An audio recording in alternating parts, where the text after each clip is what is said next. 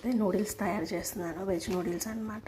So first దీనికోసమని ఈ వాటర్లో మనం కొంచెం సాల్ట్ కొంచెం ఆయిల్ వేసుకొని ఉడికించుకుంటే మనకి స్టిక్కీగా ఉండదు. సో అది ఉడికిపోయిన తర్వాత మనం వడగట్టేసుకొని చన్నీళ్ళు కలుపుకొని పక్కన పెట్టుకోవాలి.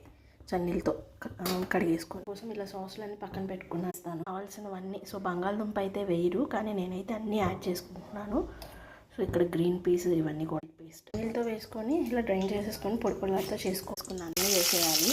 యాడ్ చేసేసి మ్యాగీ మసాలా పౌడర్ అంటే సాస్ వేసుకోవాలి. కొన్ని వెజిటేబుల్స్ అయితే నూడిల్స్లో వేయదు, సో కానీ నేనైతే యాడ్ చేసాను, కానీ ఖచ్చితంగా టేస్టీగా వేసుకొని ఇవన్నీ కొంచెం ఫ్రై చేసేసుకోవాలి. బాగా మగ్గిపోవడం అవసరం లేదు. సో 80% కుక్ అయితే సరిపోతుంది. వెజిటేబుల్స్ వెల్లుల్లి పేస్ట్ వేసుకొని బాగా ఫ్రై చేసేసుకొని కూడా యాడ్ చేసి ఒక 2 minutes ఇలా కలిపి మ్యాగీ పౌడర్ కూడా యాడ్ చేస్తాను. వేసుకొని టాస్ చేసేయాలి. దీంట్లో వెజ్ నూడిల్స్ అయితే రెడీ అయిపోయింది. Please like, share and subscribe my channel. లాస్ట్లో పచ్చి ఉల్లిపాయలు నిమ్మకాయ పిండుకుంటే సూపర్ ఉంటుంది.